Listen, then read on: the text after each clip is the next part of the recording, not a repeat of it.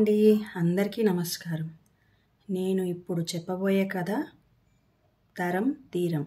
దీన్ని రచించిన వారు డాక్టర్ కనుపూరు శ్రీనివాసులు రెడ్డి గారు. ఇంకా కథ మొదలు పెడుతున్నానండి. రాత్రి సరిగ్గా నిద్ర పట్టట్లేదు. అటు ఇటు కదులుతూనే ఉంది కమలమ్మ. భర్తను చూస్తే గాఢంగా నిద్రపోతున్నట్లు అనిపించింది. తనను హత్తుకు పడుకున్న కూతురు కూడా ఒళ్ళు తెలియకుండా నిద్రపోతోంది. అలా కాసేపు కూతుర్ని చూస్తూ ఉండిపోయింది. ప్రశాంతంగా ఆదమరచి నమ్మకంగా నిశ్చితంగా రాణిలా నిద్రపోతున్నది. మనసు వాత్సల్యంతో పొంగిపోయింది కమలమ్మకు. మాటకు ఎదురు చెప్పదు. ఈ కాలం పిల్లల్లాగా అలంకరణలు అతిచేష్టలు అస్సలు చెయ్యదు. ఇంత అందమైన బిడ్డ సుగుణాల రాసి అపూర్వను అపురూపంగానే పెంచుతుంది. తనకు ఎలా పుట్టిందా అని ఎప్పుడూ మురిసిపోతూ ఉండేది కమలమ్మ. వెంటనే కళ్ళల్లో నీరు పొంగాయి. ఇలాంటి బిడ్డకు ఎలాంటి సంబంధం వస్తుందో ఏంటో, ఎలాంటి భర్త వస్తాడో అనుకునేసరికి ఆతృతతో గుండెల్లో అశాంతి చొరబడింది. ప్రపంచమంతా గాలించి ఎన్ని సంవత్సరాలైనా తనకు నచ్చిన అందరూ మెచ్చే విధంగా అంగరంగ వైభోగంగా పెళ్లి చేయాలనే ఆలోచనల్లో మునిగి ఆనందలోకాల్లో విహరించసాగింది. భర్త సుందరయ్య కదిలినట్లు తిరిగి చూసింది. అప్పుడు గుర్తుకొచ్చి చివుక్కున లేచింది. ఈరోజు కూతురి ప్రయాణం హైదరాబాదుకు. అన్నీ పరీక్షలు అయిపోయాయి. ఏమిటో ఇంప్రూవ్మెంట్కు ఒక పరీక్ష రాస్తే గోల్డ్ మెడల్ వస్తుందట. అది ఎందుకో అన్నింటిలోనూ ఫస్ట్ తన బిడ్డ. ఒకవేళ ఏదైనా తనకు చికాకులు ఉన్నా, జటిల సమస్యలు ఎదురైనా బిడ్డ చిరునవ్వుతో ఇక్కడ లేకపోతే ఫోన్లో క్షణం మాట్లాడినా మటుమాయమయ్యేవి.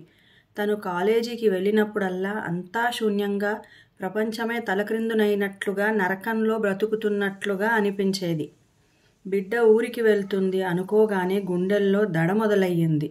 ఎన్నో విధాల సర్ది చెప్పుకుంది, సముదాయించుకుంది. నిన్ననే బోలెడన్ని తినుబండారాలు, పచ్చళ్ళు, పొడులు ఒక బస్తాకు చేసి పెట్టింది. కొత్త గుడ్డలు తెప్పించింది. ఒక్కరోజుకు ఎందుకు అంటే స్నేహితులకు చూపిస్తే గొప్పగా అనుకుంటారు, అందరిలోనూ నా బిడ్డ రాణిలా ఉండాలి అని భర్తతో కొట్లాటకు దిగింది. సరే సరే, పిచ్చి నీకు, ఎదిగిన బిడ్డ దాని ఇష్టాలుంటాయి అని తలగొట్టుకున్నాడు సుందరయ్య. లేదు, నా ఇష్టమే తన ఇష్టం. ఆ మాత్రం దాని మనసు తెలుసుకోలేకపోతే నేను తల్లినే కాదు.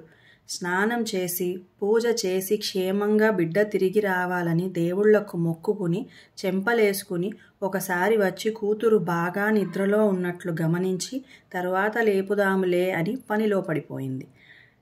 తెల్లారిపోయిందిలే, అమ్మాయి బయలుదేరాలి కదా అని భర్తను విసుక్కుంది. ఏం నీకేమైనా పిచ్చి పట్టిందా? సాయంకాలం బస్సుకు ఇప్పుడు పోవడం ఏంటి అంటూ చిరాకు పడ్డాడు ఆ భర్త. అప్పుడు గుర్తుకొచ్చింది, ఇప్పుడు ఉదయం కదా అని. మంచిదే అయ్యిందిలే, కజ్జికాయలు బెల్ల పరిసరలు చేయడం మర్చిపోయా అనుకుంటూ వాటి కోసం ప్రయత్నం చేయసాగింది. అందులోకి ఏవో తక్కువ అయ్యాయి అని భర్త ఇంకా నిద్రలేవలేదు అని ఒక్క అరుపు అరిచింది స్నానానికి లెమ్మని. చేస్తాలే, కాస్త కాఫీ నా మొహాన పడెయ్యి అంటూ విధిలేక లేచాడు. బిడ్డ ఊరికి పోతుంటే ఎట్లా నిద్ర పడుతుందండి మీకు? కాస్త కూడా బాధ లేదు? బాధ ఎందుకు? తనేమైనా అత్తగారింటికేమైనా పోతుందా? అప్పుడే తరిమెయ్యాలనా? ఏం బుద్ధి? కూతురంత బరువా మీకు?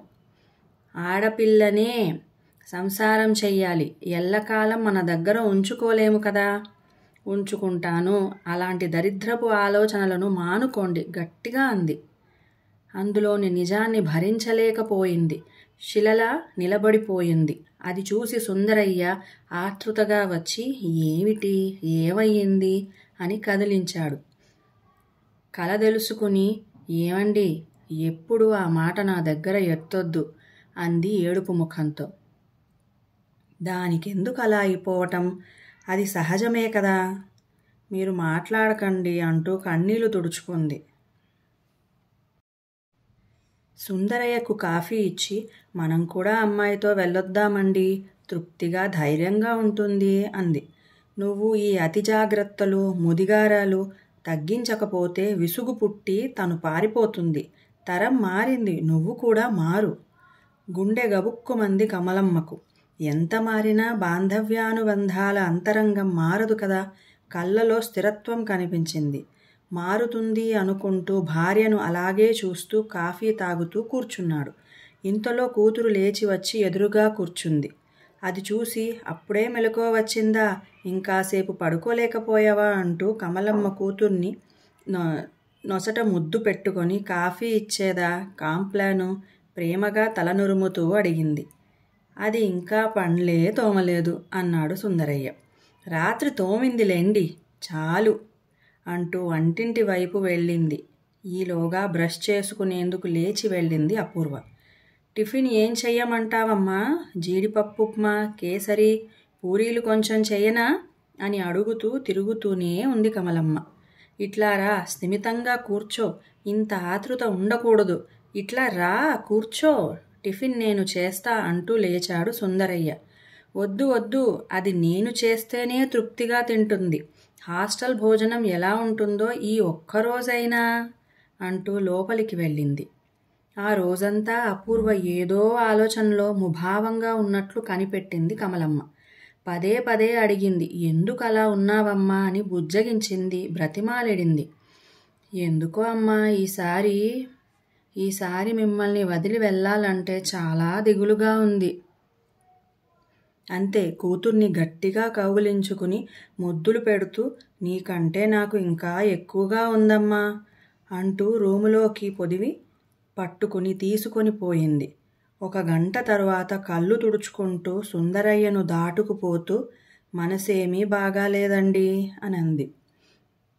దగ్గరకు తీసుకొని, ఏమిటి నీ పిచ్చి, ఈరోజే కొత్తగా దూరంగా మళ్ళీ తిరిగి రానట్లు అంత బాధపడుతున్నావు. దానికి ధైర్యం చెప్పి పంపు, లేకపోతే బెంగతో అక్కడికి పోయి అది ఏ పరీక్ష రాస్తుందో అని బుజ్జగించాడు సుందరయ్య. తలంటి స్నానం చేయించి తానే వెంట్రుకలు ఆరే వరకు డ్రయర్తో గంటసేపు శుభ్రం చేసి సాంబ్రాణి పొగబట్టి దగ్గరే ఉండి కొసరి టిఫిన్ తినిపించింది. అలాగెలాగో సాయంత్రం వచ్చింది. ప్రయాణానికి సమయం అయింది. కారులో సామాను సర్దుతుంటే 10 సార్లు అన్నీ ఉన్నాయో లేవో చూసి బాగా అలసిపోయింది. శ్రమతో అనేదానికంటే ఆతృతతో నిండిన వాత్సల్యంతో. కారులో లగేజీ పెడుతుంటే ముక్కలు ఎగచీచడం చూసి, అలా ఉండకూడదు, ఎందుకు అంత భయం, నీ కూతురు ఎక్కడికో అడవిలోకి వెళ్తున్నట్లు, పులులు సింహాలు కాచుకోనున్నట్లు అని విసుక్కున్నాడు సుందరయ్య. వాటిని గురించి కాదండి, ఈ చేతగాని ప్రభుత్వం, బాధ్యత లేని పోలీసులు, రోడ్లు పొడవునా డాబాలు, సారాయి అంగన్లు, ఎక్కడంటే అక్కడ నిలిపి బిర్యానీ ముక్కలు చెక్కలు తిని పీకల దాకా తాగి బస్సు నడిపే డ్రైవర్లు, అవేవీ ఉండవే బాబోయ్. ఎందరో వెళ్తున్నారు, వస్తున్నారు. తను వస్తానని పట్టుబట్టింది. ఆ సీన్లు చూడలేను, వద్దు అని తీసుకెళ్ళి బస్సు ఎక్కించి వచ్చాడు. అప్పటి వరకు కాలు కాగిన పిల్లిలా తిరుగుతున్న కమలమ్మ వచ్చి దిగులుగా కూర్చుంటూ, బస్సులో కూర్చోబెట్టారా అండి? చుట్టుపక్కల చూసారా? ఆడవాళ్ళు ఉన్నారా? ఏదోగా ఉందండి, ఇల్లంతా బోసిపోయి దిగులుతో ఏడుస్తున్నట్లు అంది కళ్ళు తుడుచుకుంటూ. ఇంటి యజమానురాలికి తోడు కావాలి గదా. వ్యంగ్యానికి చిన్న బుచ్చుకుంది. సాయంకాలం వరకు ఏడుపు ముఖమే చూడాలని సువాసనలు వెదజల్లుతున్నాయి. ఏం చేశావేమిటి అన్నాడు. తినబండారాలండి, చివరిసారిగా స్నేహితులకు ఇస్తుందని వాళ్ళ మరీ అడిగారట. నే చేసేవి భూలోకంలో ఎవ్వరూ చేయనంత రుచిగా ఉంటాయంట. నగలు గిగలు ఏమైనా ఇచ్చావా? అన్నీ ఇచ్చానండి. స్నేహితులు డైమండ్ గాజులు, నెక్లెస్ ఎప్పుడూ చూడలేదట. ఒక్కరోజుకే అంత భయపడ్డావు, మరి అవన్నీ దొరికినోడికి పండగే దారిలో. గుండె చేతిలో పట్టుకుని భర్తతో అంత మాట అనకండి, చస్తాను అంటూ ఫోను తీసుకుంది. అవతల వైపు ఫోను తీసుకున్నట్లు లేదు, చూస్తూనే ఉన్నాడు. ఆమెలోని ఆతృత తారాస్థాయిని అందుకోవడం గమనిస్తున్నాడు. భయంగా భర్త వైపు చూసింది. పడక అది సర్దుకుంటుందేమోలే, చేస్తుందిలే, రా. అంత తిండి తిని పడుకో, చాలా పొద్దుపోయింది అన్నాడు లేచి సుందరయ్య. ఫోను వచ్చింది. ఎగిరి గంతేసింది. అమ్మా తల్లి, ఫోను ఎత్తుకోకపోతే భయపడిపోయానమ్మా. బస్సు బాగుందా? నిండిపోయిందా? జాగ్రత్తమ్మా, పడుకో, కాస్త మెలకువగానే ఉండు. 10 సార్లు చెప్పి భర్తకు భోజనం పెడుతూ సాంబారు గిన్నెలో వేయబోయి చొక్కా మీద వేసింది. కర్మ, గమనించి వెయ్యవే. లేచి వెళ్ళి గుడ్డలు మార్చుకొని తానే పెట్టుకుని తినేసి వెళ్ళి పడుకున్నాడు. అరగంట తర్వాత లేచి చూస్తే ఇంకా మాట్లాడుతూనే ఉంది ఫోనులో. ఒక్క అరుపు అరిచాడు. వెళ్ళి 4 ముద్దలు తిని వచ్చి పడుకుంది. నిద్ర పట్టలేదు. భర్తను గమనిస్తూ లేచి బాల్కనీలోకి వెళ్ళి, నిద్రపోతున్నావా తల్లి? సారీమా, మధ్య భర్తేనా? కింద దిగేటప్పుడు జాగ్రత్తమ్మా, అసలే పరధ్యానంగా ఉంటావు. పక్క బెడ్లో ఆడవాళ్ళేనా? ఎక్కడోళ్ళో కనుక్కున్నావా? మన వాళ్ళు కాదా? గమనిస్తూ ఉండమ్మా అంటూ వెనక్కు తిరిగి చూసింది భర్త. ఏం దాన్ని కాసేపైనా ప్రశాంతంగా పడుకోనివ్వవా? రా లేచి, నీకే ప్రేమ కారిపోతున్నట్లు అని ఫోను పెరుక్కుపోతే ఇక చెయ్యనని దాచుకుంది. విధి లేక వెళ్ళి పడుకున్నాడు. కళ్ళు మూతలు పడితే కదా, మెల్లగా లేచి ఇంటి వెనకకు వెళ్ళి ఫోన్ ఎత్తుకుంది. తలుక్కున ఆకాశం మెరిసి ఉరుము శబ్దం వినిపించింది. దడుచుకుంది. గబగబా మిద్దెమెట్టు ఎక్కి ఆకాశంలోకి చూసింది. దూరంగా మెరుపులతో ఉరుముతున్నట్లు అనిపించింది. కమలమ్మకు చెమటలు పోశాయి. అక్కడ కురుస్తుంటే బస్సు దారి కనపడకపోతే ఇక ఆగలేకపోయింది. ఫోను చేసింది. కూతురు ఎత్తుకోలేదు. గుండె దడ మొదలయ్యింది. ఎత్తుకుంది. అడిగింది, ఏమ్మా వర్షం వస్తుందా? లేదమ్మా, బస్సు నిలుచుంది. ఎందుకు? ఆతృత పెరిగిపోయింది. ఏదో అడగబోయేలోగా కూతురు, నువ్వు పడుకో, పర్వాలేదు, పడుకో అంది. 2 సార్లు పడుకో అని చెప్పేసరికి కష్టం వేసింది. మళ్ళీ పాపం నిద్ర వస్తుందేమో పడుకోని అనుకుంటూ లోపలికి వచ్చి కూర్చుంది. కానీ పడుకోలేదు. 10 నిమిషాలు కూడా కాలేదు. ఈసారి బాత్రూంలోకి వెళ్ళి రహస్యంగా మాట్లాడటం మొదలుపెట్టింది. బస్సు కదలబోతుంది అని చెప్పింది. అమ్మయ్యా అని గాలి పీల్చుకుని, కాసేపు నిద్రపోమ్మా, ఏదైనా అవసరం ఉంటే వెంటనే ఫోను చెయ్యమ్మా, నీకు మొహమాటం ఎక్కువ, మెలుకునే ఉంటాను చూడు. మీ నాన్న దిగులు విచారం లేకుండా హాయిగా గుర్రు పెట్టి నిద్రపోతున్నాడు. జాగ్రత్తగా ఉండు తల్లి, వెళ్ళగానే ఫోన్ చెయ్యమ్మా, మర్చిపోవద్దు. ఫోను పక్కన పెట్టి తలనొప్పిగా ఉంటే కాఫీ తాగితే బాగుంటుందని కిచెన్లో లైటు వెయ్యబోయి కాలు దేనికో తగిలింది. అమ్మా అంటూ గావుకేక వేసింది. భర్త పరుగెత్తుకు వచ్చి లైటు వేసి చూస్తే బొటనవేలు చిట్లి రక్తం కారుతుంది. ఎందుకొచ్చావు? పడుకొని ఏడవక. కాఫీ అంది భయపడుతూ. కట్టుకట్టి మంచం దగ్గరకు తీసుకొచ్చి పడుకోబెట్టి కాఫీ చేసుకొని ఇచ్చి ఫోను పెరుక్కుని, ఈ దరిద్రపు ఫోను మనశ్శాంతి లేకుండా చేస్తున్నాయి విసిరి కొట్టబోయి దిండు కింద దూర్చాడు. ఇక చెయ్యనని బ్రతిమాలాడింది. అయినా ఇవ్వలేదు. అరగంట కూడా ఉండలేకపోయింది. బాగా నిద్రపోతున్నది గమనించి చాకచక్యంగా ఫోను తీసుకొని మెల్లగా లేచి తాగిన కాఫీ గ్లాసు తీసుకొచ్చి వంటింట్లో పెట్టి లైటు వేయకుండా మూల కూర్చుని ఫోను చేసింది. రాలేదు. 4-5 సార్లు చేసింది. జవాబు లేదు. ఏం జరుగుంటుంది? భయంతో చెమటలు పోసిపోయాయి. అప్పుడు వచ్చింది ఫోను. వర్షాలకు వాగు పొంగిందని, బస్సు నిలుచుందని, 1-2 కార్లు వెళ్ళాయని, అందరూ దిగి ఆవల వైపుకు వెళ్ళి చూసి నీళ్లు పారుడు ఎక్కువ వేగం లేవని, లోతు లేదని, బస్సు రావచ్చని చెప్పారు. బయలుదేరి చివరి వరకు వచ్చేశామని, ఇక భయం లేదని చెప్పింది. అట్లాగే కూలబడిపోయింది కమలమ్మ. నీటి వేగాన్ని ఎవ్వరూ అంచనా వెయ్యలేరు. ఉన్నట్లుండి వరద ఎక్కువై బస్సు కొట్టుకుపోతే గుండెల్లో అదిమినట్లు అనిపించింది కమలమ్మకు. తెలిసిన దేవుళ్లకు మొక్కులు మీద మొక్కులు తీరుస్తానని ప్రమాణం చేసి ముఖానికి పట్టిన చెమట తుడుచుకుంది. కదల్లేకపోయింది. భయంగా ఇంకెన్ని గంటల ప్రయాణం? మధ్యలో ఏం లేవు కదా.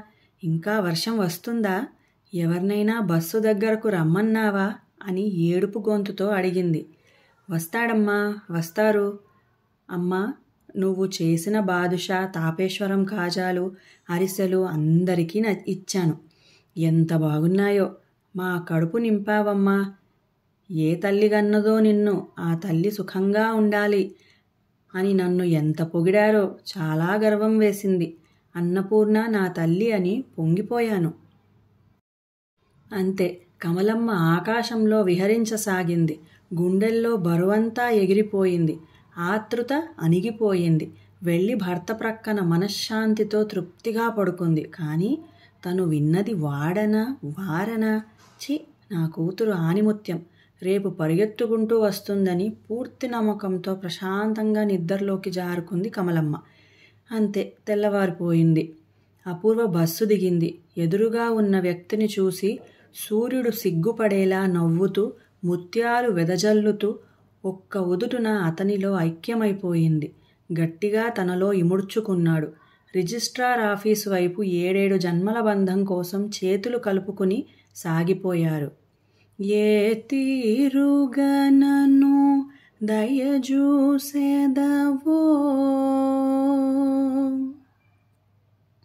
ఈ తరం ఏ తీరానికో. ఇక కథ సమాప్తం. మీ అందరికీ నేను చదివిన కథ నచ్చితే please like, share and subscribe. ధన్యవాదాలండి. ఇంకో మంచి కథతో మళ్ళీ ఇంకో కథలో కలుసుకుందాం.